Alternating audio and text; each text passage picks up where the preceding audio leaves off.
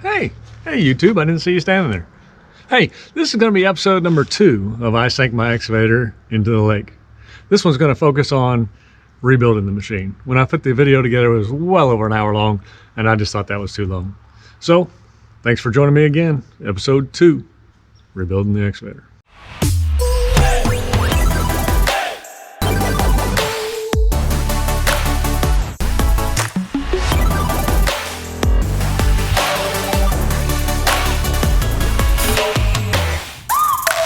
Welcome to my life. All right, good morning, YouTube. I've been working a lot this morning and last night. I worked late. Didn't do a lot of filming. I think you can understand how I feel, so I don't really feel like doing it. But I got it pretty much torn apart. I got heat gun on electric, a lot of electric most of the evening and morning. And I took, the electronics I could take inside, I did. I've blown out almost every plug I could find. The engine did turn and then it stopped. So what I don't want to do is put pressure and bend a rod. So right now I've sprayed all the glow plugs with penetrating oil, and I'm just kind of letting that soak in because I think I'm gonna have to pull the glow plugs to relieve the pressure in the cylinder just to get it turned past the water to flush the water through. And then once I do that, I'll change all the fluids and all that stuff. But I want to get past that point, get the water out of the cylinders first and then go from there. So that's kind of where I'm at. Glow plugs are a risky thing because they snap off inside there pretty easy, and then I'd end up having to pull the head, which I really don't want to do that. Of course, once I get that out, I'll fill them with seafoam and yada yada, you know the drill. But yeah, it's gonna be a long day for me just because I feel bad. Of course, last night I didn't sleep at all, replaying it over and over what I could have done different. You just don't have time to think when that stuff's going on. So I got the bucket down. That's what kept her from going to the middle of the lake, which is good. I just wish I got her down before the engine was in the water. Of course, I wish it never happened at all, but it did. So there you go. That's my status update. Okay, YouTube. So I think that I'm gonna have to end up rebuilding this engine. I can turn it. It does shoot water out of the cylinders where I took the glow plugs out. But I get to a certain point and it stops, and I go the other way, and I get to a certain point and it stops, and I don't want to press it. So my buddy Anthony at John Deere has the same opinion. Paul, my buddy farmer that you saw pull me out, has the same opinion. So I guess now that I'm kind of settled with that, I just started ripping into her. Honestly, feeling a little better now that I made the decision what to do. But I've taken the exhaust off, which is right there, which is full of water. But I started ripping into her, got the bracing out of the way. Got the exhaust out of the way. Starting little things, most body panel on the other side, got out of the way. Just start lining stuff up since I know it's gonna be a long job. In the order that I take it off and just play it out throughout the garage, so everything's with its bolts and in order. And then I'll continue to do that, I guess, until I'm through. This exhaust has me puzzled though that I can't get the water out of it. I'm sure I'll figure it out. All right. That's probably Jeff Seals calling me, getting his update. See. All right, YouTube. So it's been a long day. I've got everything done or ready to go. I got hydraulic pump out, exhaust out, fuel lines off, electric lines off, radiator off, and all the engine mounts. So all I got to do now, I believe, is lift it. So my buddy's coming back here in a few minutes, and then I'll get the tractor and we'll try to lift her out. All right, so until then. Hey YouTube, so I just took the bucket off and I'm picking up the forks so that I can pick that engine up out with that thing.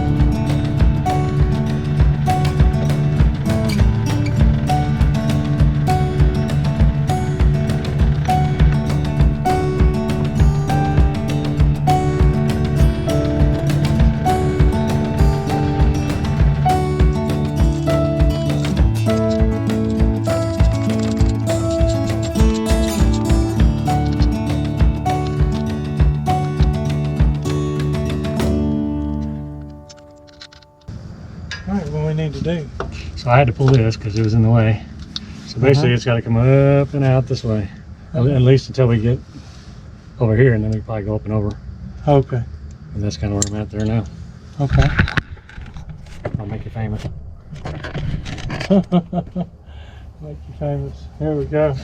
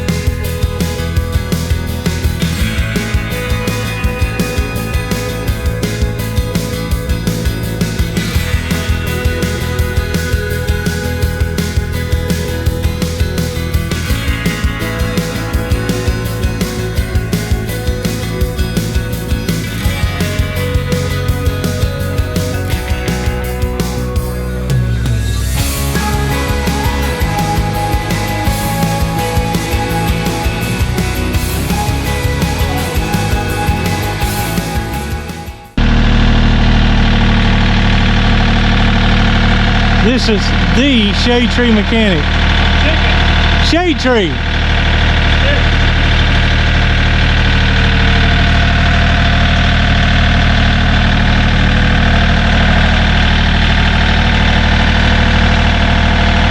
Scuba Steve and its excavator motor.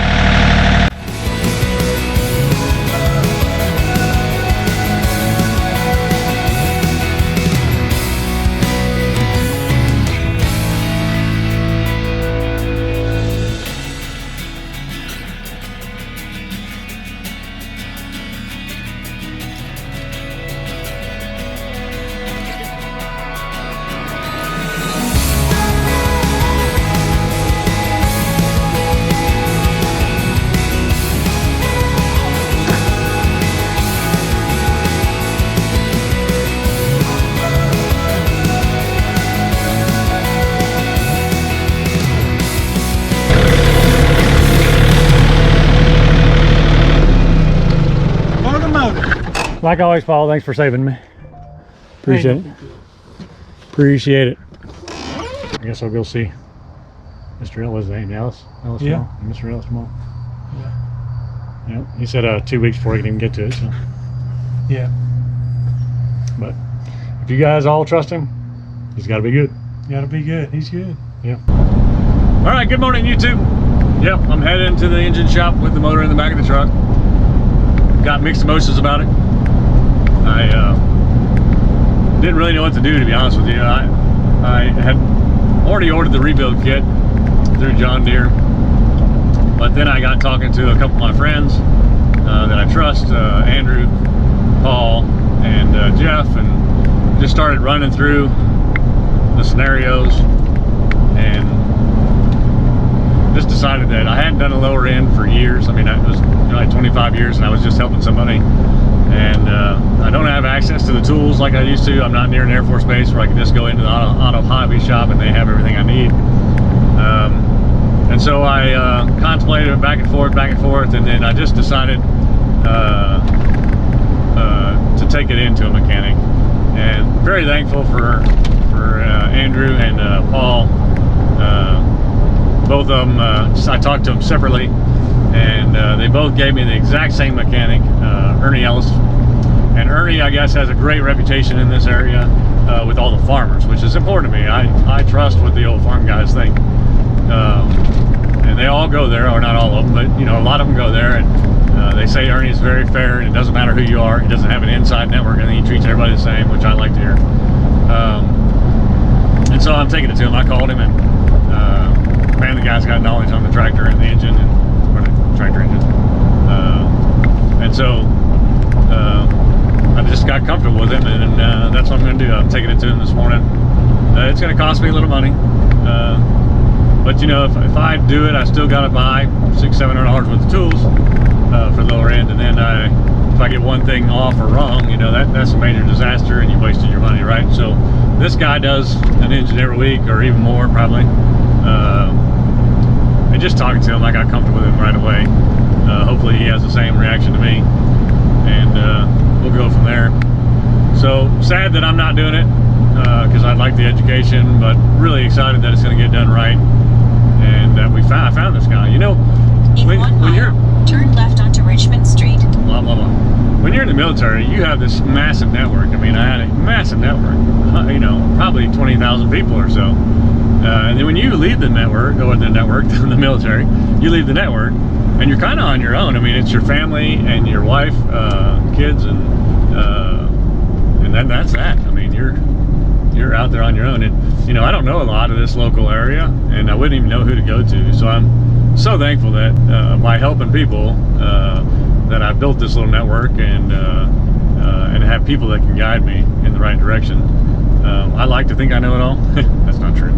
I like to think I can handle my business, but at the same time, just to get that insight on who to trust and who not to trust, and where to go is so invaluable. So I'm thankful. I'm thankful for that. Really, honestly, I'm thankful that I can get this engine fixed. I mean, in the scheme of things, you know, you can go online, you can't find my machine for $28,000, and that's one in rickety shape. So I'm actually, you know, thankful it's not worse. I mean, I'm going to get the machine back online, and you know, it is what it is at this point.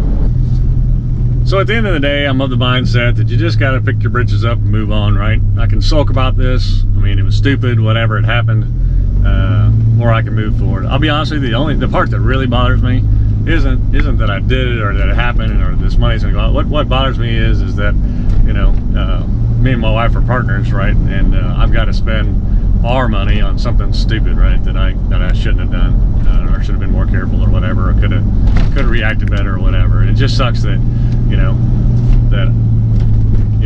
I'm spending our money that she's earned it too, on something like this. But it is what it is. It's life.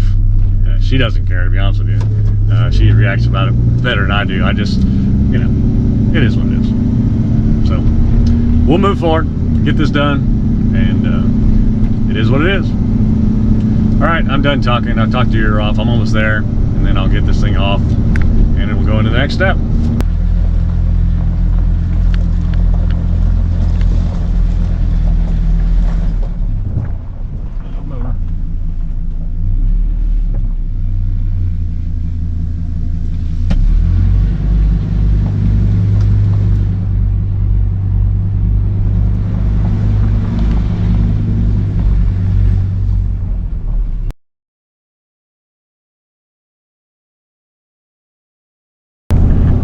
YouTube, I'm excited. It's been a couple weeks, and I'm heading to John Deere to pick up a piston. I guess that's what went wrong. So I'm almost here. John Deere. Oh. Look at all them things. I just need all of them. Any of those will be fine.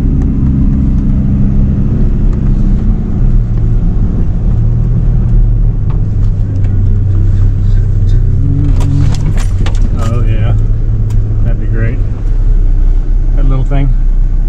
Yeah. Even the 5 Series. Woo. Really good.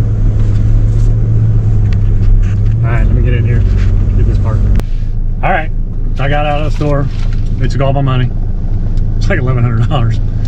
New piston. Ooh. And a bunch of other stuff. So let me get these parts out there, Ernie.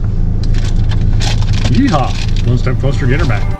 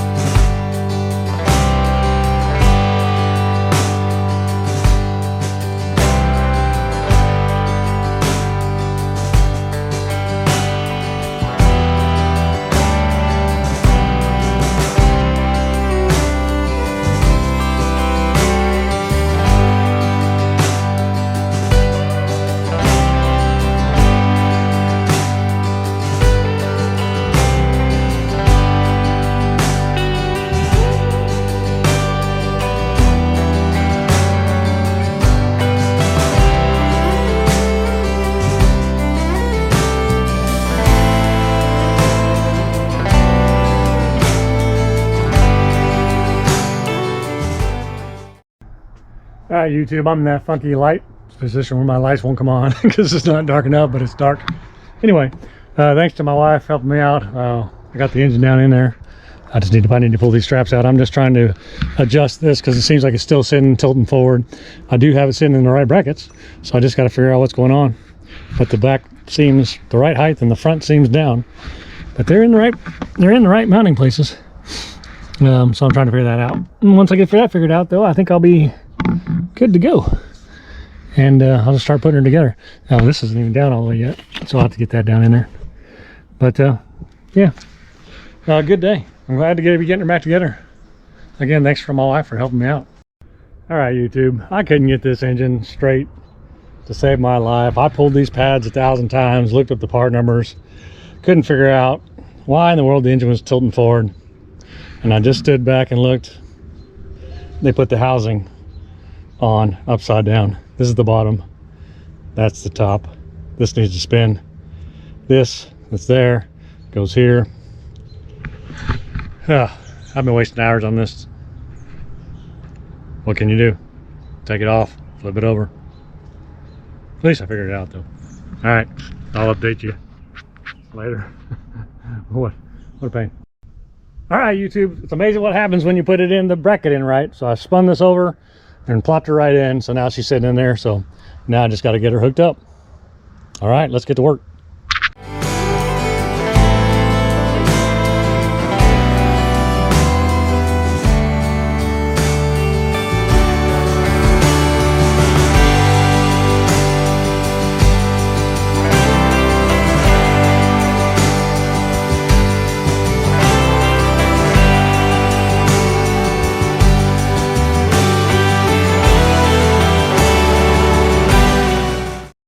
All right, YouTube, I was making great progress until I found this on the ground. I guess when I moved the motor over, it knocked this off and fell on the ground. I didn't know it fell on the grass, so I didn't hear it. So now I got to lift the motor again and slide this in there. Hopefully I can do it without detaching anything because I got just about everything hooked up. So let's do that.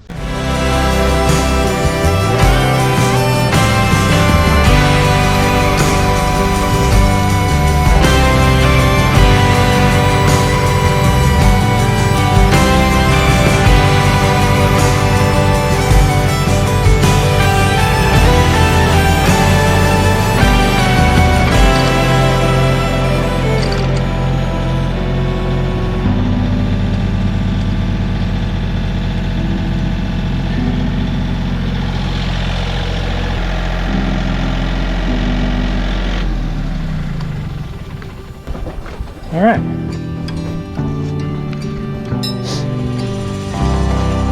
That wasn't too bad. Good. Yeah, just got to tighten it back down and we're good to go.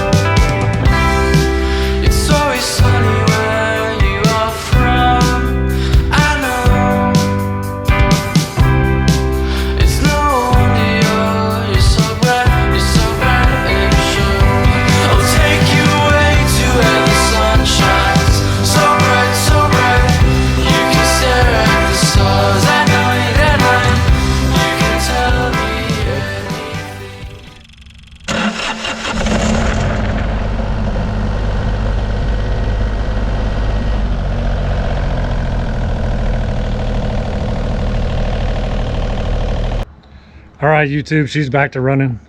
Got her back alive. Thanks for watching so much. It's been quite the journey for me. Hopefully it's been entertaining for you, but I'm just glad to have it back up and running, especially before it gets cold or too cold. We got this warm spell, so it worked out perfectly. Thanks for Gene Ellis for getting the engine rebuilt. Thanks for Andrew at John Deere. Appreciate your advice.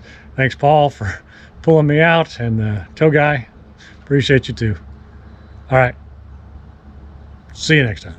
Hey, everybody. Please don't forget to like and subscribe to my channel, Shots Life, on YouTube.